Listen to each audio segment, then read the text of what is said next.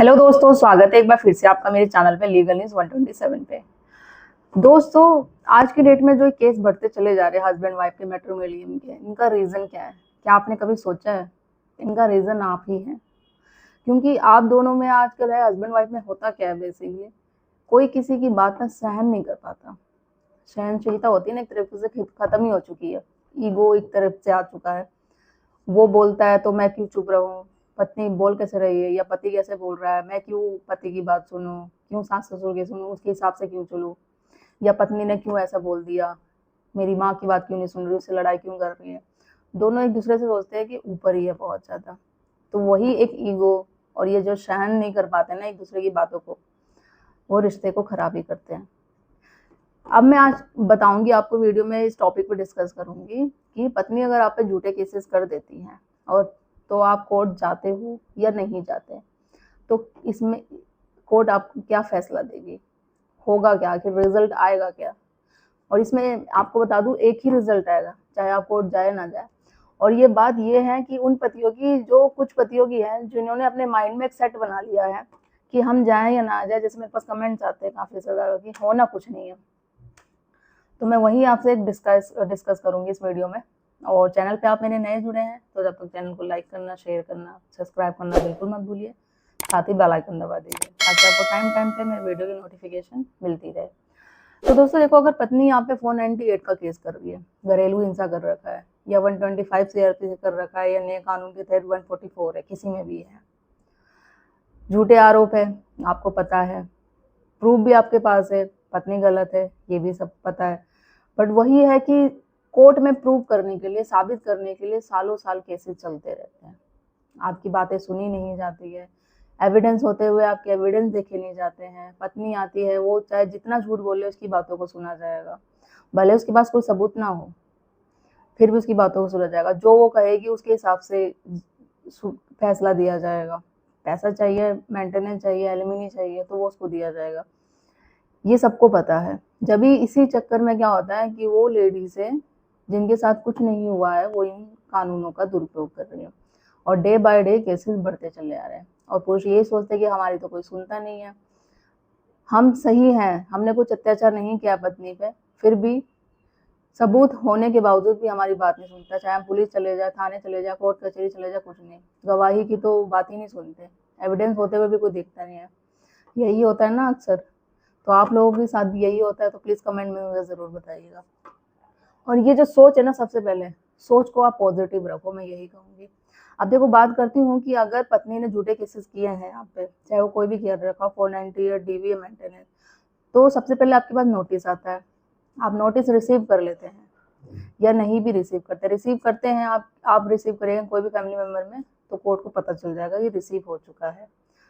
आप नहीं जाते हैं कोर्ट में, एक डेट में नहीं जाते, 2 डेट में, तो इंतजार करती रहेगी पति। इसके बाद क्या होगा, 3 4 5 डेट हो गई तो वो एक्स पार्टी हो जाएगा। फिर कोर्ट क्या करती है, पत्नी के हिसाब से जो वो चाहती है, अगर वो मेंटेनेंस फॉर एग्जाम्पल 5000 चाहती है, 10,000 चाहती है, तो उसके हिसाब से एक मेंटेनेंस बांध दिया जाएगा। क्योंकि आप कोर्ट में प्रेजेंट नहीं हो रहे, तो जो पत्नी चाह रही है उसके हिसाब से कोर्ट अपना फैसला देगी। अब हम बात करते हैं कि अगर आप जाते हैं, कोर्ट नोटिस रिसीव कर लिया, फिर आप जाते हैं, तो फिर क्या कोर्ट फैसला देगी। और ये आप लोगों की, जो कुछ पतियों की जो सोच है ना, वही चीज बता रही हूँ। एंड में बताऊंगी कि आपको करना क्या है।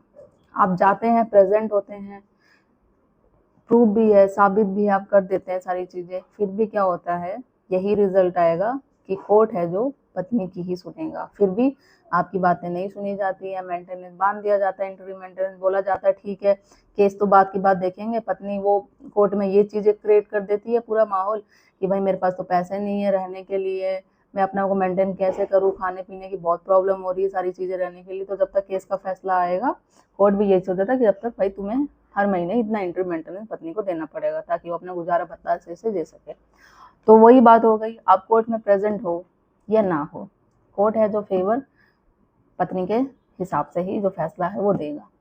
बट अब यहाँ है क्वेश्चन मार्क, क्या ऐसा ही होता है अब तक? चलो, पिछले काफी टाइम से तो चलते आ रहा है कि अगर लेडीज कोई गलत भी है, वो अगर कोर्ट में पहुंच गई, तो कानून, पुलिस, कोर्ट सब यही सोचते हैं ये बेचारी महिला अबला है, इसके साथ पक्का अत्याचारी हुआ है।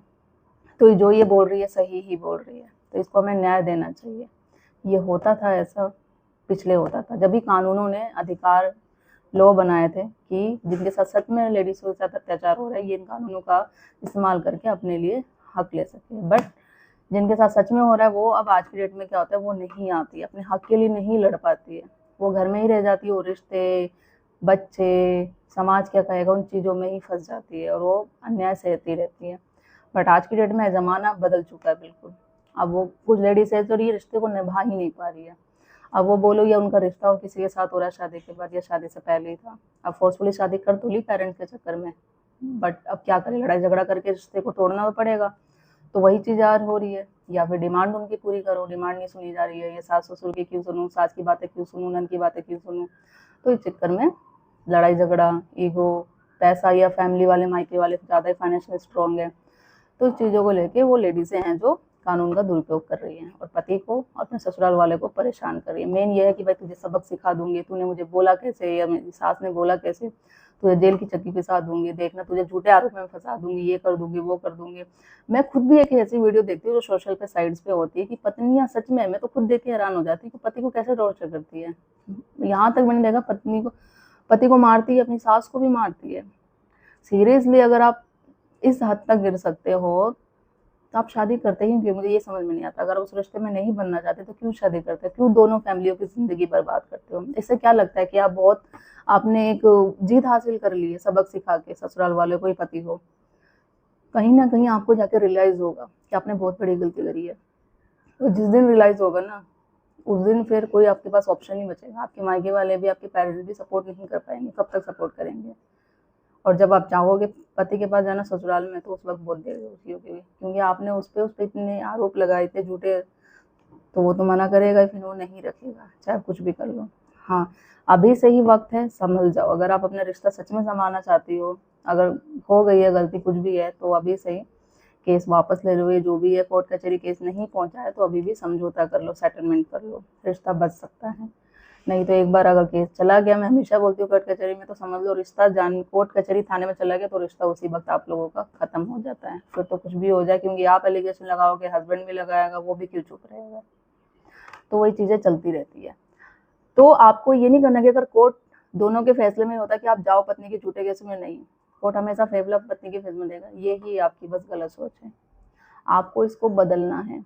अब चेंज हो चुका है कानून, कई सुप्रीम कोर्ट के गाइडलाइंस, कई जजमेंट भी आ चुके हैं। आपको फाइट करना पड़ेगा एंड तक। अब वही बहुत लोग बोलते हैं हम तो फाइट भी करते रहते हैं, बट ऐसा होता ही नहीं है। क्यों? इतनी लोगों की कैसे जजमेंट आती है, औरों की तो जजमेंट आती है। मैंने इतनी जजमेंट बनाई है, इतनी आपको जजमेंट शेयर कर रखी है, इतनी वीडियो बना रखी है कि पति ने केस को जीता, झूठे केसों से डिसमिस हो गए सारे, मेंटेनेंस देने की जरूरत नहीं पड़ी, एलिमनी देने की जरूरत नहीं पड़ी।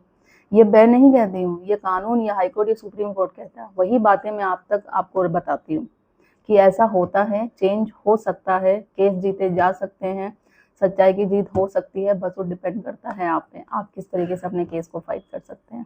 अगर आपने बस यही एक सोच बना ली है नेगेटिव, ऐसा कुछ होता ही नहीं है, होगा ही नहीं, कानून हमेशा लेडीज को ही सुनेगा, फिर तो वही बात है, वो होगा ही। वो कहते हैं ना, अगर आप गलत सोचोगे तो आजमा के देखना, आपके पास हमेशा हर चीज गलत ही गलत होती रहेगी। मतलब नेगेटिव सोच नेगेटिव ही होती रहती है। पॉजिटिव सोचोगे, हमेशा सही सोचोगे, तो देखना पॉजिटिव ही हमेशा आपके साथ सब चीज होगी। और ये एक फैक्ट है, आजमा के देखो आप अपने साथ। तो आशा करती हूँ जो ये लोगों की सोच है ना एक नेगेटिव, वो प्लीज आप छोड़ दो, पॉजिटिव सोचना हमेशा सोचो और लड़ना सीखो और केस को जल्दी खत्म करना सीखो। मैं ऐसे हमेशा आपको टेक्निक तरीका बताती रहती हूँ लीगल, कि आप अपने केस में आपको हेल्प मिल सके और आप केस जीत सको। और वो बिल्कुल प्रैक्टिकल होते हैं, यूज़ करे हुए होते हैं और बिल्कुल कानून लीगल तरीके होते हैं। तो उनको अपने केस में इम्प्लीमेंट करो और फिर देखो आपकी जीत होती है नहीं होती। और ऐसा होता है तो ज़रूर मुझे बताइएगा। तो वीडियो को मेरी ज़्यादा से ज़्यादा लोग तक शेयर करिए। कैसी लगती है आपको मेरी वीडियो वो भी ज़रूर बताइएगा। चैनल को सब्सक्राइब करना बिल्कुल मत भूलिए। जल्दी मिलती हूँ मैं कैसे ही इन्फॉर्मेटिव वीडियो, तब तक के लिए थैंक यू।